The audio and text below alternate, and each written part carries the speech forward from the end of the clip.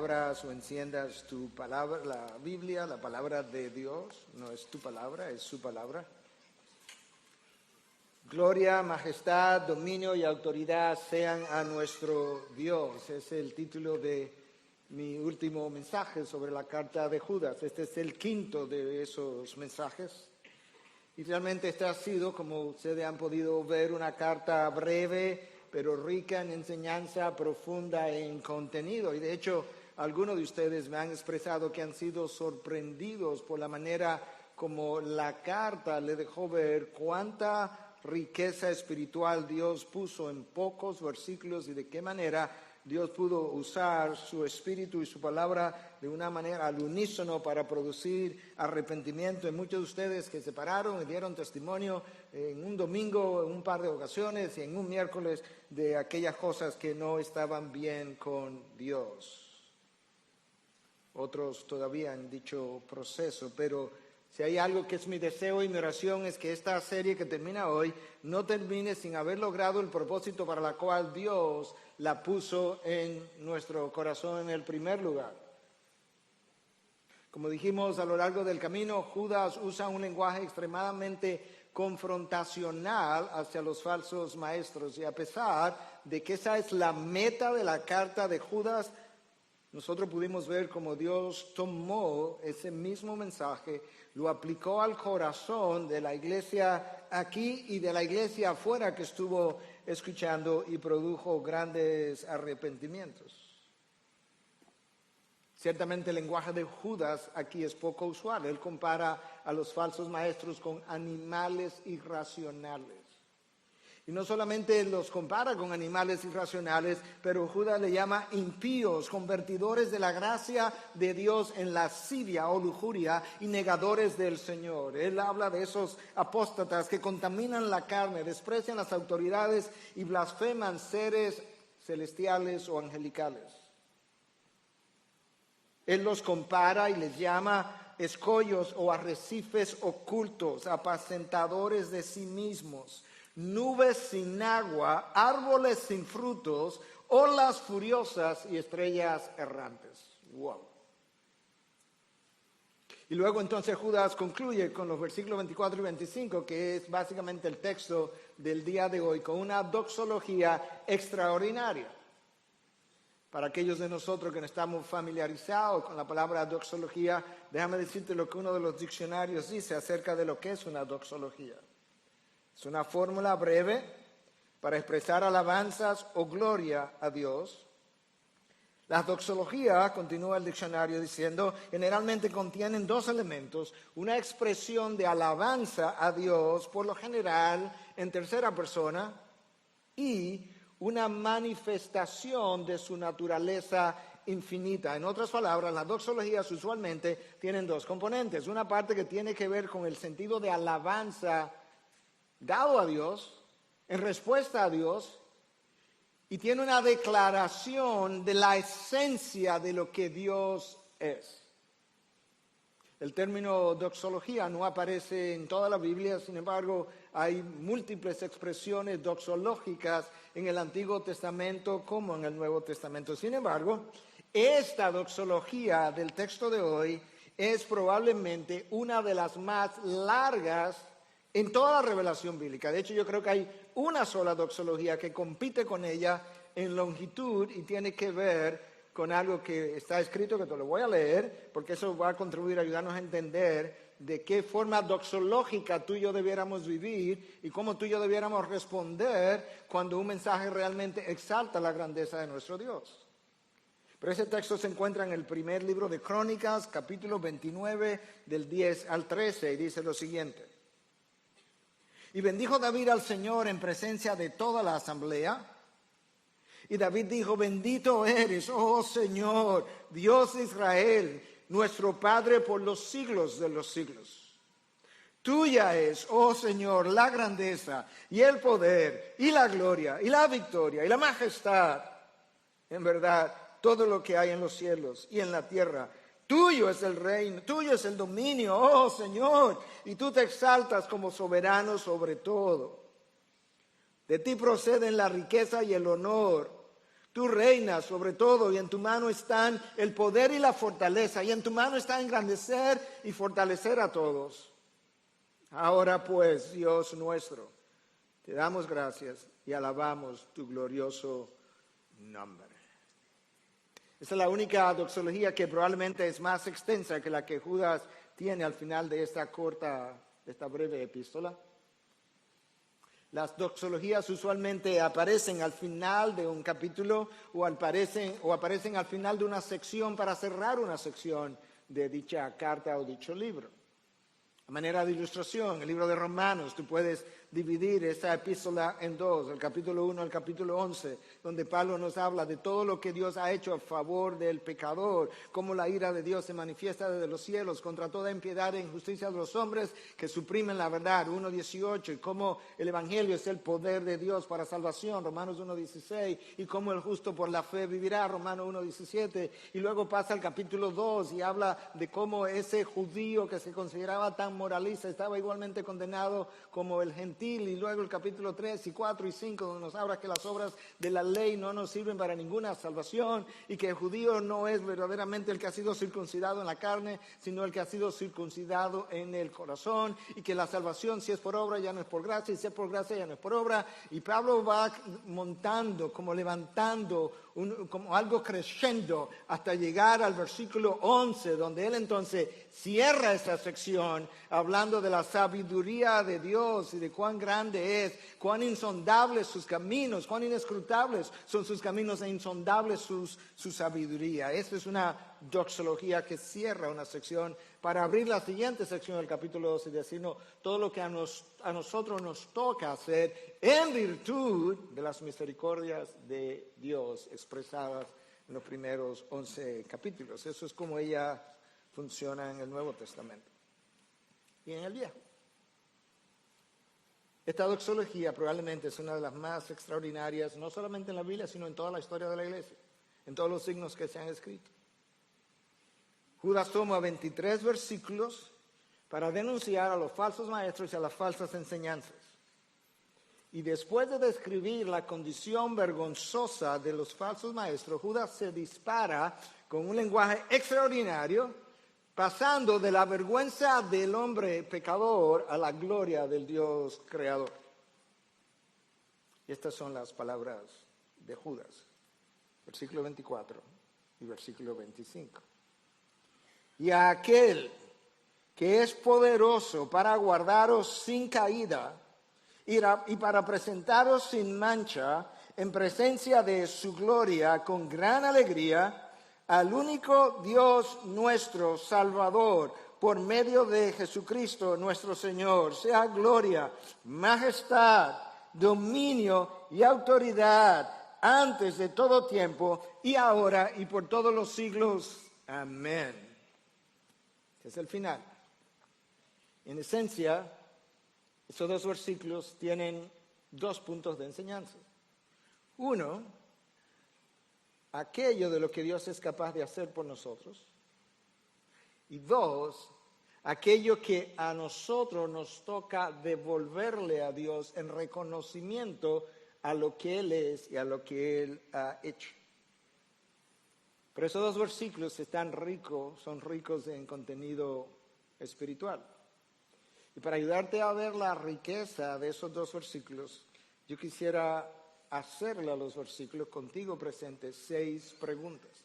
2 versículos, 6 preguntas.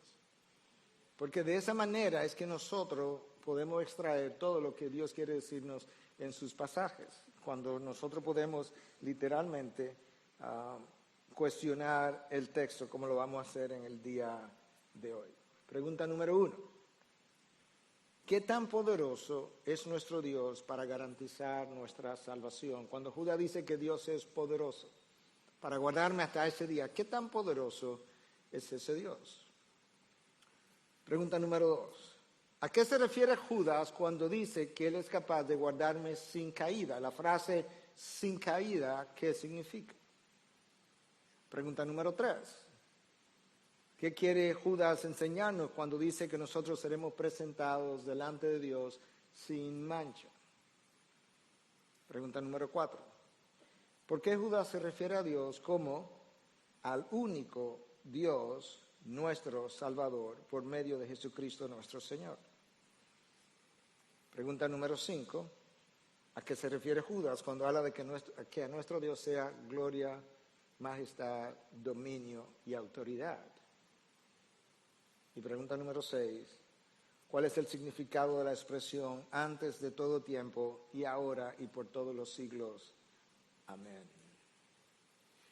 Consideremos la primera pregunta.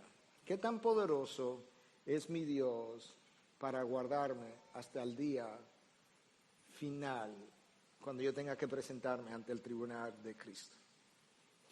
Y vamos a tratar de responder esta pregunta a manera de comparación con algo que la Biblia dice y algo que vemos en su creación, para que tú puedas entender algo de cuánto poder tiene nuestro Dios. El autor de Hebreos dice que Dios no solamente creó el universo, sino que sostiene el universo por el poder de su palabra. Billones y billones de astros existen y son sostenidos por el poder de la palabra de Dios, por miles de años. Dios quería que Isaías pudiera entender y comunicar algo de esa verdad cuando él dice en Isaías 40:28, ¿acaso no lo sabes? ¿Es que no lo has oído? El Dios eterno, el Señor, el creador de los confines de la tierra, no se fatiga ni se cansa. En otras palabras, yo sostengo mi universo, el creador de los confines de la tierra, yo lo creé, yo lo sostengo. ¿Y sabes qué, Isaías? Miles de años después, no estoy fatigado y no estoy cansado, a pesar de que todas las fuerzas del universo dependen de mi ser y de mi poder. ¿Cuánto poder es eso? Déjame darte una idea, pero tienes que afinar tu entendimiento. Nuestro universo tiene billones de estrellas. Nuestro Sol es una de ellas. Es una de las más pequeñas en todo el universo. Déjame decirte cuánto poder hay en una de billones de estrellas de las cuales Dios sostiene continuamente por el poder de su palabra. Nuestro Sol cada segundo convierte 700 millones de toneladas de hidrógenos en 695 millones de toneladas de helio y 5 millones de toneladas de energía. Cada segundo. ¿Cuánta energía es eso? 386 billones de megawatts por segundo. ¿Cuánto es eso? Si tú quieres tener una idea, la planta atómica más poderosa en todo el planeta Tierra produce entre 500 y 2000 megawatts. El Sol produce 386 billones de megawatts. Todavía no entiendo cuánto poder es eso. Bueno, déjame ponértelo en otros términos. En un segundo, el Sol puede darle a Estados Unidos toda la energía que consume en un día y hacer eso por los próximos 9 millones de años. En un segundo. ¡Pum! ¡Pum! Ahí en ese tiempo, el Sol produjo toda la energía que Estados Unidos podría necesitar por los próximos 9 millones de años. 24 horas al día. ¿Tú quieres otra ilustración? En un segundo, el Sol produce la energía que 1.820 millones de bombas SAR, que son las bombas más poderosas termonucleares que se han producido, ¡pum! 1.820 millones de bombas nucleares explotadas al mismo tiempo. El Sol puede hacer eso en un segundo y continuar haciendo eso por los próximos 5 billones de años antes de apagarse. Y Dios dice, yo sostengo esa estrella y los billones y billones más grandes que tu Sol, simplemente con hablar. ¿Tú crees que ese Dios es capaz de guardarte sin caída hasta el día de Cristo Jesús? ¿Tú crees que Él tiene el poder? La intención en su fidelidad sabemos que la tiene, pero ¿tiene Él el poder para hacer algo que a nosotros se nos hace difícil aún concebir cuánto poder eso es? Y aún más, él dice a través de Isaías, ¿sabes qué? Tengo miles de años haciendo eso y no estoy cansado, no estoy agotado. De la misma manera que yo estaba al principio, así estoy hoy, así voy a estar por el resto de la eternidad. En buen dominicano yo estoy como el primer guandul. Ese es el poder de Dios que es capaz de guardarme. Ahora la segunda pregunta es, ¿a qué se refiere Judas cuando dice que él es capaz de guardarme sin caída? La frase sin caída, ¿qué quiere decir? ¿Significa eso que el creyente no tiene la capacidad de tropezar y caerse y en ocasiones caerse de grandes alturas? Claro que no. La palabra de Dios está ahí para probar lo contrario. Nosotros tenemos en el Antiguo Testamento la historia del rey David, cómo cayó de una enorme altura, un hombre conforme al corazón de Dios, después de su adulterio con Betsabé. Nosotros tenemos en el Nuevo Testamento no solamente la historia de Pedro, pero tenemos la historia de los creyentes en la iglesia de Corinto que fueron a la cena del Señor y la tomaron indignamente y algunos enfermaron, dice Dios, yo los enfermé, a otros los debilité y a otros los maté, le quité la vida. De manera que Judas no está diciendo que el cristiano en su caminar no es capaz de pasar por experiencias de ese tipo. Judas no está diciendo que nosotros no somos capaces de pecar contra la ley de Dios. Y dicho sea de paso, leí antes de ayer una frase que posteó Pedro Jiménez de nuestra iglesia, de Martin Lloyd-Jones, que a mí me pareció extraordinaria, porque decía que cuando el cristiano peca, él no peca contra la ley. Yo primero tuve como que echar para atrás y pensarlo por un momento, que él no peca contra la ley, sino que él peca contra el amor. Y la pregunta es, ¿qué quiso decir Lloyd-Jones con eso? La razón por la que estoy haciendo esta aclaración, para que entendamos qué es lo que Judas quiere decir cuando dice que él es capaz de mantenerme, de guardarme sin caída, y qué él no quiere decir. Bueno, la razón por la que Lloyd-Jones está diciendo que el cristiano cuando peca no peca contra la ley, sino que peca contra el amor, es por algo que nosotros encontramos en la primera carta de los Corintios, capítulo 9, versículo 21, cuando Pablo dice que nosotros no estamos bajo la ley, sino que estamos bajo la ley de Cristo. Y la próxima pregunta sería, ¿cuál es la ley de Cristo? Porque es contra esa ley que Lloyd-Jones está diciendo que tú y yo pecamos, contra la ley de Cristo. La inmensa mayoría de teólogos ortodoxos está de acuerdo que la ley de Cristo representa los dos grandes mandamientos que Cristo dijo que eran los mayores y que resumían toda la ley y los profetas. Amarás al Señor tu Dios con todo tu corazón, con toda tu alma, con toda tu mente, con toda tu fuerza y al prójimo como a ti mismo. Esa es la ley de Cristo, porque eso es lo que Cristo dice que resume toda la ley y los profetas. En otras palabras, los 10 mandamientos que resumen la ley entera están contenidas en esos 2 mandamientos. Por tanto, cuando el cristiano peca, él peca porque él no ha amado a Dios lo suficiente, sino que se ha amado a sí mismo más que a Dios, y él peca porque no ha amado a su prójimo lo suficiente y se ha amado a sí mismo más que al prójimo en la satisfacción de tus deseos o mis deseos. Y de ahí la frase de Lloyd-Jones de que el cristiano al pecar no peca contra la ley de una forma impersonal, como el que viola la Constitución de la nación, sino que él peca de una manera personal contra una persona, ya sea Dios o tu prójimo o ambos al mismo tiempo. Yo creo que eso le da color a mi entendimiento acerca de mi pecado. Al pecar nosotros nos hemos amado a nosotros mismos por encima de Dios y o por encima del prójimo. Entonces Judas no está diciendo que el cristiano no puede tropezar y caer y sufrir grandes consecuencias. La historia de David está ahí.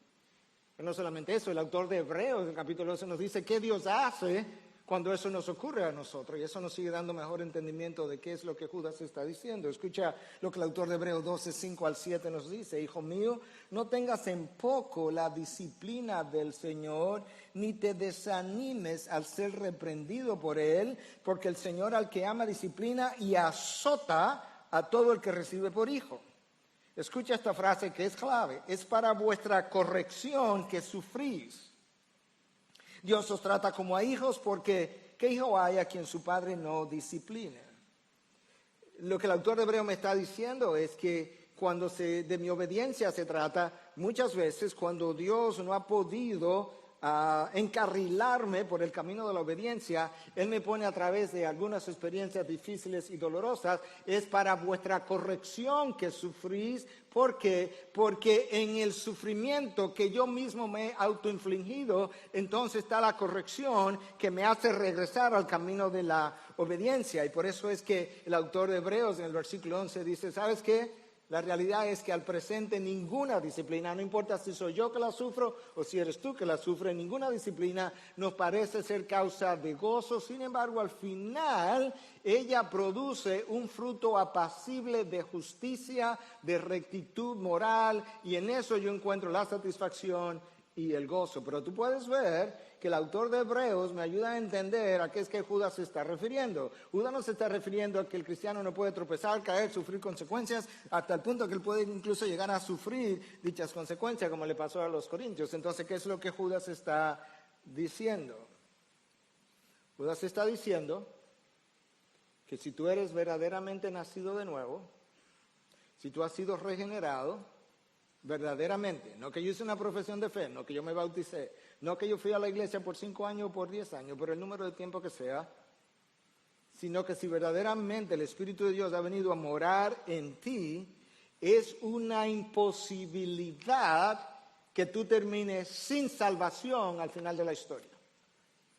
Y esa es la razón por la que incluso cantamos parte de lo que Pablo proclama en Romanos 8, al final del versículo 37, 38, 39, cuando dice que ni la muerte, ni la vida, ni los ángeles, ni principados, ni lo presente, ni lo porvenir, ni lo alto, ni lo bajo, o ni lo alto, ni lo profundo, ni ninguna otra cosa creada nos podrá separar del amor de Dios en Cristo Jesús, Señor nuestro.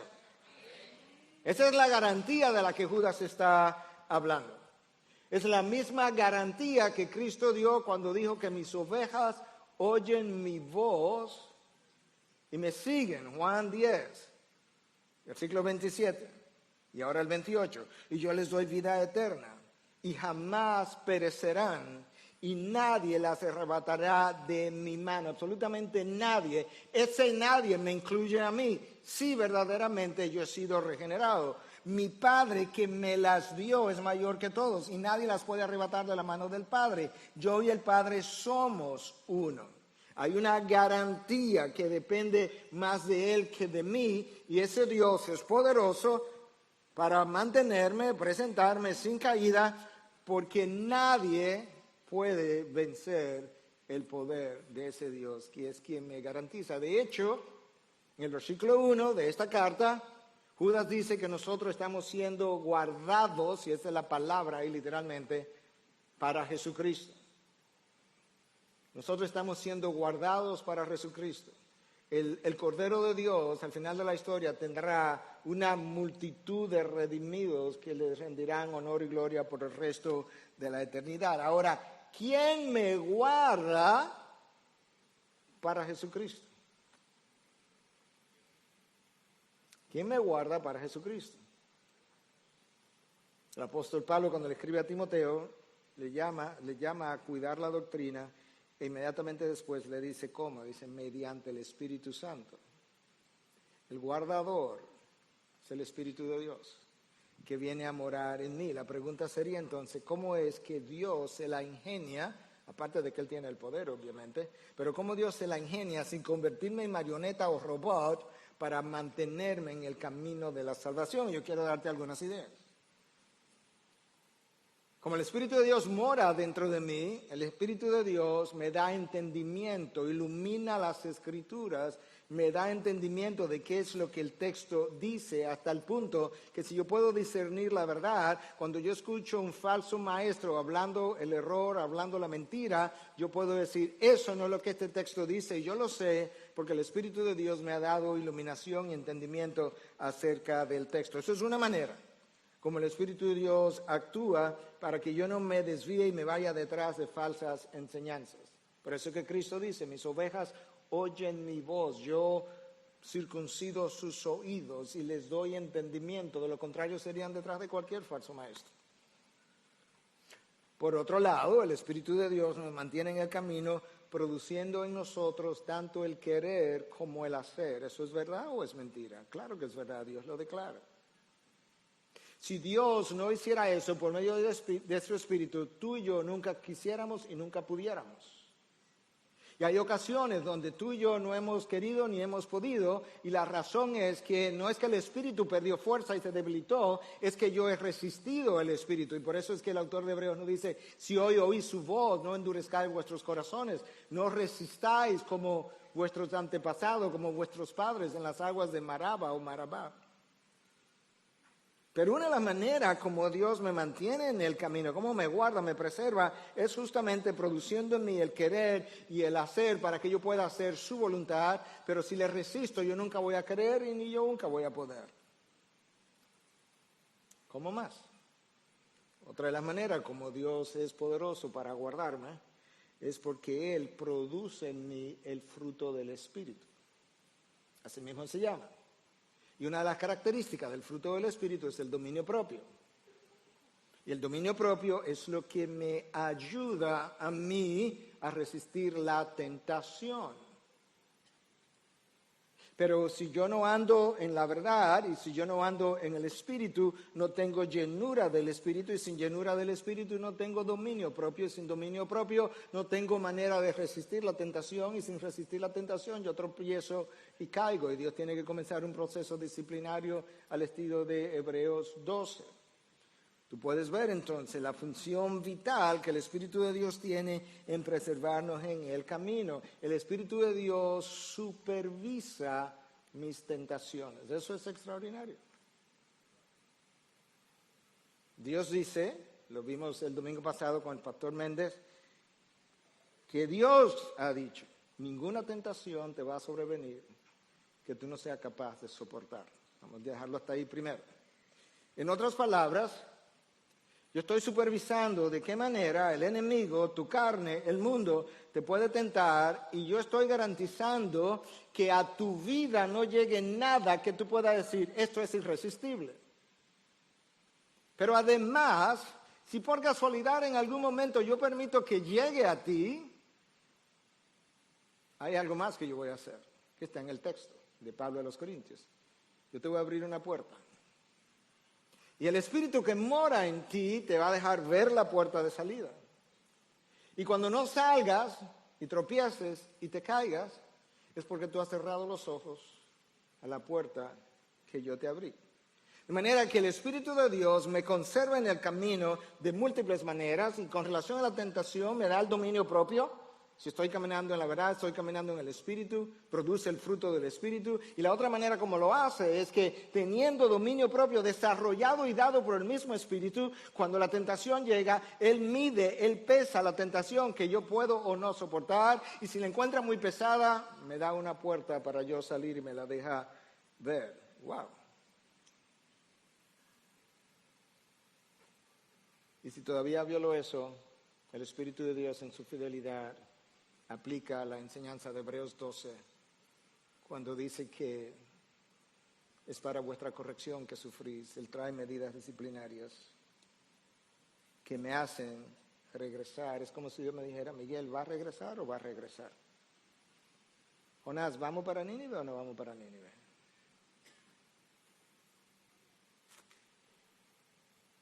David, ¿te va a devolver o no te va a devolver? ¿Vas a hablar o no vas a hablar? De hecho, la primera tesis de Martín Lutero, la primera de 95, dice que cuando Dios dice arrepentíos, Él nos llamó a una vida marcada, caracterizada continuamente por el arrepentimiento. Tesis número 1.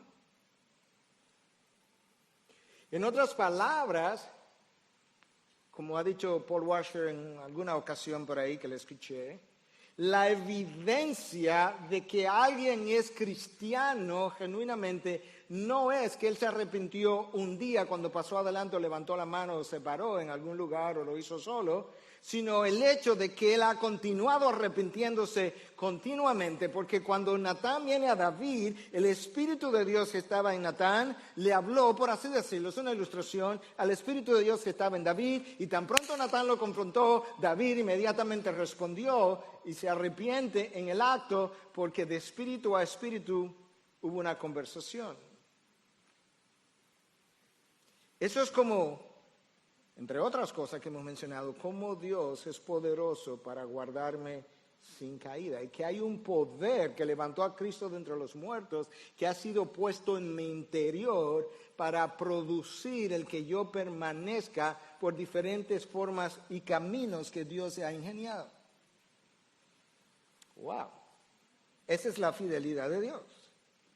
Y para que tú no te lleves o te quedes o te vayas con una idea distorsionada de nuestro Dios, cuando Dios aplica sus medidas disciplinarias, por severas que sean, eso todavía es una muestra grande de su gracia y de su misericordia para conmigo, porque lo único que Él está haciendo es, ya que los demás intentos han fallado, este va a cooperar para tu bien y para la preservación de tu salvación. Y las advertencias de Dios, cuando tú las ves en la Biblia, van de menor a mayor, y las consecuencias por igual, de menor a mayor, según la respuesta que el creyente haya dado.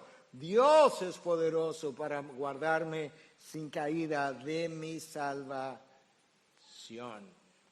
Y yo mencioné algunas formas como Dios lo hace siempre por medio de su Espíritu.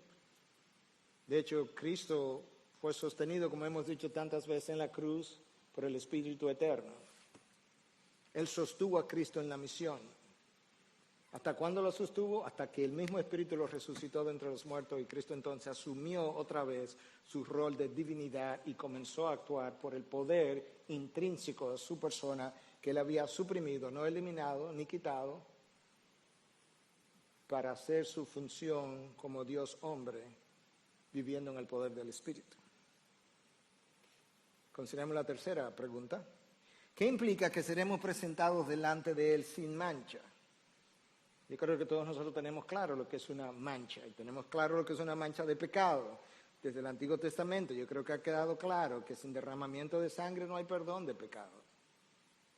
De hecho, Adán y Eva fueron cubiertos con pieles, y lo que se asume es que Dios mató a un animal, derramó su sangre, tomó sus pieles y los cubrió, dejándonos ver desde el principio, esta es la manera como el pecado será perdonado. Entonces, la forma como Cristo nos va a presentar delante de Dios sin mancha es porque Él fue a la cruz, derramó sangre, sin derramamiento de sangre no hay perdón de pecado. Y la sangre, sin ser irreverente, es como el jabón espiritual que limpia mis manchas y entonces convierte mis pecados rojos como la escarlata en blanco como la nieve. Y el texto dice que entonces nosotros seremos presentados sin manchas por Cristo al Padre en toda su gloria.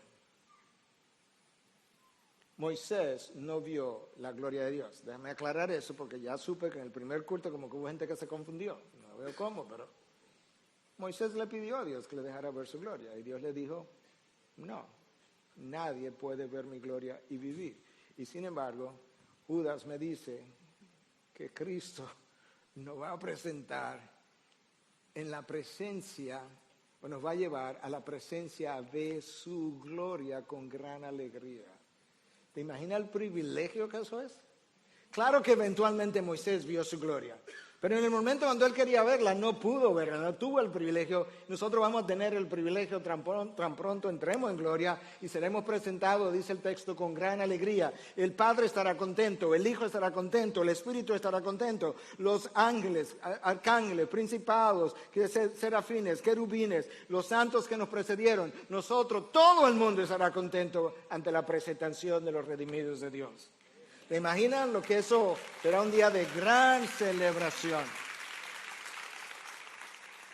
Y una vez Judas me ayuda a entender de qué cosa Dios es capaz de hacer, y los otros textos bíblicos de cómo lo hace, él entonces en el versículo 25 ahora nos deja ver cómo es que yo tengo que responder.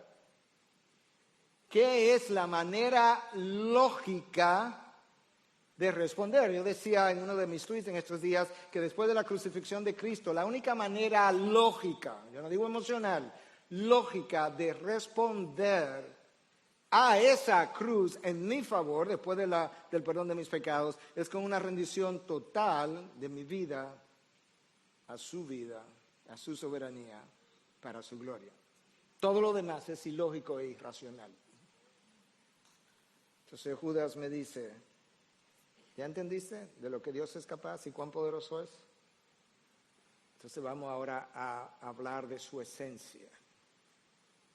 Porque eso es lo que me va a ayudar a mí a entender a qué Dios es que estoy alabando y glorificando. Al único Dios, nuestro Salvador, por medio de Jesucristo nuestro Señor, sea gloria, majestad, dominio y autoridad antes de todo tiempo y ahora y por todos los siglos. Amén.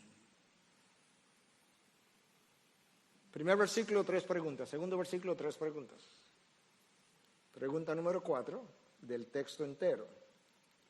¿Qué significa al único Dios, nuestro Salvador, por medio de Jesucristo nuestro Señor? Esta es la continuación de la doxología. Esta es la afirmación, una vez más, de que hay un solo Dios. En el pasado, en el presente, en el futuro, el ser humano siempre ha creído y seguirá creyendo que hay más de un Dios. Dios estaba tan apercibido de esa realidad que le dio a Israel lo que ellos llamaron el Shema, Deuteronomio 6. Escucha, oh Israel, Dios uno es. Y el pueblo judío repetía eso 2 veces al día por cientos de años. Muchas veces al salir de la casa y al regresar a la casa. Había un rollito ahí pegado a la pared que ellos todavía usan en el día de hoy. Yo lo he visto múltiples veces cuando vivía en Estados Unidos y al salir de la casa tú tocabas ese rollito representaba la ley. Y ahí tú recitabas el Shema, o recitan todavía el día de hoy el Shema. Escucha, oh Israel, Dios uno es. Y Judas está diciendo al único Dios. Pero ese único Dios también Él lo presenta como nuestro Salvador. Si Él es el único Dios, eso implica que nadie está por encima de Él. No puede haber más de un Dios. Nadie, porque el concepto de Dios implica nadie está por encima de mí. De hecho, no hay nadie igual a mí para que haya un segundo o un tercer Dios. Que nadie le ha dado consejo a Él para hacer lo que ha hecho ni para planificar lo que ha planificado. El concepto de soberanía implica un solo Dios. Imagínate 5 dioses tratando de dirigir el planeta Tierra. Imagínate 5 presidentes dirigiendo a República Dominicana. Tenemos nosotros problemas con 1, imaginémonos con 5. ¿Eso no es un comentario político? Todas las naciones han tenido problemas con un presidente. Hasta que venga el único sabio Dios y reine sobre todo. Dios es declarado tanto en el Antiguo como en el Nuevo Testamento como el único Dios. Y dice que Dios es ese único Dios, nuestro Salvador. Él nos ha salvado de nuestra condenación, nos ha salvado de nuestra perdición moral y continúa salvándonos de nuestra corrupción moral remanente en nosotros, de nuestra falta de propósito, sentido y significado. Él nos ha salvado de nuestras ataduras que sofocan la plenitud de vida que Cristo compró en la cruz. Él nos ha salvado de las consecuencias que nosotros mismos continuamente nos autoimponemos al no seguir en sus caminos. Él nos ha sacado del error a la verdad, nos ha sacado de las tinieblas a su luz. Él me ha llevado de la vergüenza a su gloria. Me ha llevado de ser esclavo a ser liberto. Me ha llevado de ser rebelde a ser un adorador, de ser un hijo ilegítimo a ser un hijo verdadero, legítimo, de ser un enemigo a ser amigo. Uno de los conceptos más altos que Dios levanta en el Antiguo y en el Nuevo Testamento es el hecho de la amistad de Dios con el hombre. Abraham, amigo de Dios. Y Cristo le dice a los apóstoles, ya yo no le llamo a ustedes siervos, sino que les llamo como amigos. Dios entiende mejor que cualquiera de nosotros ese término. Ese Dios nuestro que Judas presenta como nuestro Salvador, le quitó la vida a su hijo para darme vida a mí que estaba muerto en delitos y pecados. ¿Tú puedes creer eso? Mi muerte y por tanto resurrección requirió la muerte del unigénito de Dios. Dios descargó la ira de su ser sobre su propio hijo. No me diga que Dios no tiene ira, no me diga que Dios no sea ira enormemente. La ira de Dios se revela contra toda impiedad e injusticia de los hombres que pervierten, desvirtúan, suprimen la verdad. Todos los días. Pero en cuanto a lo redimido, Dios la descargó sobre su Hijo, de manera que ahora Él pudiera descargar su gracia sobre mí. Dios aplicó la justicia sobre su Hijo para aplicarme a mí su misericordia. Por eso es que Judas habla por un lado de ese Dios creador, sustentador, y por otro lado habla de ese Dios nuestro, Salvador nuestro. Él nos llamó, nos predestinó, nos justificó y nos glorificó, aunque eso todavía es futuro. Por eso a Él sea dada la gloria hoy y por siempre. Por eso es que Judas está diciendo lo que está diciendo. Esto es como Judas lo dice, sea gloria, majestad, dominio y autoridad. ¿A quién? A nuestro Dios. Consideremos entonces la próxima pregunta, la quinta pregunta. ¿A qué se refiere Judas cuando dice sea gloria, majestad, dominio y autoridad dada a nuestro Dios? Comencemos con la primera palabra, gloria, kabod en el hebreo. Algo pesado, algo significativo, algo de extrema consideración, algo especial, algo digno de mi adoración y de mi reverencia. Claro que ese Dios lo merece todo. El universo es porque Dios es. Escúchame, Dios es el único ser necesario en todo el universo. Anoche yo estaba con una iglesia en la Secretaría de la Fuerza Armada hablándole acerca de resolución de conflictos y hablando de cómo se daban algunas de esas cosas entre esposos y esposas. Y en un momento dado, conversando acerca de cómo una esposa sabe que su esposo le ama, yo le decía, cuando un esposo me dice que yo no puedo vivir sin esa mujer, yo le digo, es una declaración idolátrica. No hay nadie excepto Dios sin quien tú no puedas vivir. Dios es el único ser en todo el universo necesario para la existencia del hombre o de cualquier otra criatura o de cualquier otro planeta o astro, lo que tú quieras. Él es. Él comienza la historia, Él termina la historia, Él determina la historia. La historia apunta hacia Él y la historia gira en torno a Él. La historia entera no tiene nada que ver conmigo, tiene todo que ver con Dios. Nunca se trató de mí, no se trata de mí, no se tratará de mí, aún en la eternidad futura. Se trata de mi Dios creador, restaurador, redentor, a quien yo le debo todo honor, toda gloria, toda majestad, todo dominio, todo lo que yo soy.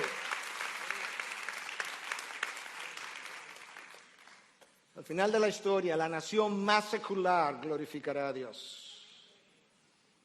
Los redimidos glorificarán su gracia y su misericordia. Los condenados glorificarán su justicia.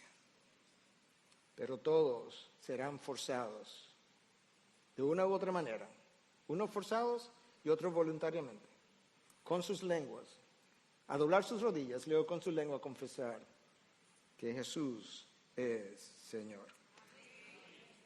Por eso es que Judas está cerrando diciendo, al sea la gloria. Ahora escúchame, para que podamos entender. Cuando Judas dice al sea la gloria, él no está diciendo que andemos diciendo, a Dios la gloria a Dios, aleluya. No, tú sabes que para su gloria, eso es lo que Judas está diciendo. Eso es muy fácil de hacer. Gene Green, en su comentario exegético acerca de esta carta, dice que es posible glorificar a Dios en palabras y pervertir sus caminos. Es posible glorificar a Dios en palabras y pervertir sus caminos. ¿De qué estamos hablando entonces cuando hablamos de la gloria de Dios? Bruce Ware, profesor de teología del Southern Baptist Theological Seminary, reconocido como teólogo. Escribió un libro que se llama God's Greater Glory, o La Mayor Gloria de Dios. Él dice, la gloria de Dios es todo lo que su ser refleja desde su interior hacia afuera, y su gloria es también todo lo que su creación refleja de regreso a Él. Continúa la cita. La creación es como un espejo que refleja la gloria del Dios que la creó. Cuando te ves en un espejo, este recibe la imagen tuya, y cuando tu imagen es reflejada en el espejo, la imagen que se devuelve hacia ti, esa imagen se devuelve hacia ti. De igual manera, la gloria de Dios es proyectada sobre la creación, y la creación actúa como un espejo, devolviendo esa misma gloria hacia Dios. Con todo lo bueno que ocurre en el mundo, todo lo bueno que ocurre en el mundo es el resultado del obrar de Dios, que incluye especialmente la bondad que resulta de la elección y del accionar humano, la elección del ser humano de parte de Dios. Con todo eso es lógico que sea Dios quien reciba toda la gloria por el bien que Él ha hecho. En otras palabras, a Dios sea toda la gloria, no solamente por su grandeza y majestad, sino por todo lo bueno, maravilloso, extraordinario y grandioso que existe en cada rincón del universo. Y por tanto, la única manera racional, lógica de vivir bajo la cruz es, si ya sea que tú comas o bebas o haga cualquier otra cosa, hacerlo todo para la gloria de Dios. Hacerlo todo, dime qué cosa queda afuera de todo. Pablo quiso resumir, más que resumir, llevarme la idea de lo continuo que debe ser la gloria atribuida a Dios de parte de mi vida, que me dice, te lo voy a ilustrar con las dos cosas más insignificantes, las cuales tú haces sin percatarte. Ya sea que tú comas, al mediodía cuando salgan ahora, ya sea que tú bebas, o cualquier otra cosa. Hacedlo para la gloria de Dios. En múltiples ocasiones, a lo largo de mi vida, con relación a mi profesión médica, con relación al mismo ministerio, yo he pensado hacer cosas distintas. Hay una sola cosa que ha mantenido en el camino. No hay dos, una sola. No solamente el sentido del llamado, sino que con eso viene el sentido de que yo no me pertenezco. Y lo único que yo puedo hacer y debo hacer es aquello a lo cual Dios me está llamando en cualquier momento, independientemente de si eso, como decía Job, me mate. Porque de esa manera es como yo puedo verdaderamente darle gloria a Dios. Cualquier otra cosa es conveniencia. Esa es su misión. Pero Judas no se queda ahí. Judas dice que yo también le debo a Dios majestad, dominio y autoridad. Es como que yo pueda ascribir a Dios. No sé si es una palabra en español, ascribe to God, atribuir a Dios majestad, dominio y autoridad. Su majestad tiene que ver con su grandeza y su esplendor. ¿Qué tan esplendoroso es Dios? Los serafines se cubren los ojos porque Dios habita en luz inaccesible. Pueden estar en la presencia de su gloria, pero no sin cubrirse. Así de esplendoroso Él es. Su dominio tiene que ver con su soberanía. Y su autoridad tiene que ver con la necesidad de sumisión de toda criatura a su voluntad. A ese Dios sea la gloria, la majestad, el dominio y la autoridad. A W. Pink describe a este Dios de esta manera en su libro Los atributos de Dios. Dios está sujeto a nadie, no está sujeto a nadie, existe sin influencia de nadie, absolutamente independiente. Dios hace lo que quiere, solo lo que le plazca, siempre lo que le plazca. Nadie lo puede frustrar, nadie puede obstaculizarlo. Así que su propia palabra declara expresamente, mi consejo permanecerá, lo cantamos incluso, y haré todo lo que quiero. Él hace según su voluntad en el ejército de los cielos y los habitantes de la tierra, y no hay quien detenga su mano. La soberanía divina significa que Dios es Dios de hecho y de nombre. Dios es Dios de hecho y de nombre. Él lo dice y luego lo demuestra. Que Él está en el trono del universo, dirigiendo todas las cosas, obrando en todas las cosas, conforme al consejo de su voluntad. Bueno, pero Dios sí es egocéntrico, Él quiere ser el centro de atención. No, Dios nunca ha tratado de llamar la atención. Él es el centro de la atención. Él no tiene que tratar de serlo, Él lo es. Él es el centro y la periferia, el principio y el fin, el alfa y la omega, y todo lo que hay en el medio de esas dos cosas. Él es la atención de todo el universo. La creación es del Señor. La redención también es del Señor. Dios nos creó y no tenía necesidad de nosotros. Dios nos salvó cuando pudo habernos condenado. De hecho, en Él nosotros vivimos, nos movemos y existimos. ¿Tú entiendes eso? El ser humano existe porque Dios existe. Porque en Él, redimidos o no, vivimos, nos movemos y existimos. ¿Me va a decir que no va a vivir para su gloria? Si no quiere hacerlo ahora, ni lo quiere hacer en gloria, tendrá que hacerlo en la condenación, porque ahí le darás la gloria a su justicia. Dios es soberano. Pink dice, agregando a su cita, decir que Dios es soberano es declarar que Dios es todopoderoso, el poseedor de todo el poder del cielo y de la tierra. De manera que nadie puede deshacer su consejo, frustrar sus propósitos o resistir su voluntad. Decir que Dios es soberano es declarar que Él gobierna las naciones, subiendo reinos, derribando imperios, determinando el curso de las dinastías como a Él le parece mejor, a propósito de las elecciones. Declarar que Dios es soberano es declarar que Él es el único potentado, el Rey de reyes y el Señor de señores. Así es el Dios de la Biblia. Ese es el Dios que es capaz de guardarte sin caída.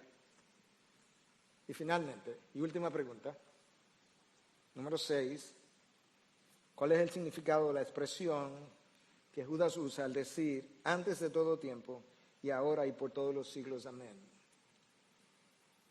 Lo que Judas está diciendo es que esa gloria, ese dominio, esa majestad y esa autoridad Dios la ha tenido antes de todos los tiempos, eso es antes de la creación, porque el tiempo comenzó a contar con la creación, antes de todos los tiempos, hoy y será por el resto de la eternidad. Sus atributos no han cambiado ni van a cambiar. Dios era lo que era desde siempre, o Dios es lo que era desde siempre. Lo que Él era en el pasado, lo es hoy, lo seguirá siendo por el resto de la eternidad. Él no se cansa, no se fatiga, su esplendor no disminuye, su dominio tampoco, su poder no se consume, su misericordia y su gracia permanecen, su sabiduría es inescrutable, es infinita, no puede ser sondeada. Dios ha sido así desde que Dios ha sido y Él ha sido por toda la eternidad. Ese es tu Dios, ese es tu Salvador, ese es tu Redentor, ese es tu sustentador, ese es tu guardador de la perdición hacia la condenación eterna. A Él es obvio que tiene que ser toda la gloria y toda la majestad y el dominio y el poder y todo lo demás, hoy, por siempre, ayer y por todos los siglos, por la eternidad futura, millones de nosotros atribuyendo a nuestro Dios la gloria que Él merece. Lo peor de todo es que al final del camino nos quedaremos cortos de su gloria. Su gloria es tan gloriosa, valga la redundancia. No puedo usar otra palabra porque no existe para describirla, de manera que soy redundante a propósito. Es como Pablo cuando dice que tenemos que conocer lo pecaminoso que es el pecado. Es como, ¿what? ¿Qué? Tenemos que conocer cuán glorioso es su gloria. Y no, entonces nos parecerá lógico vivir de esa manera sin ninguna otra consideración.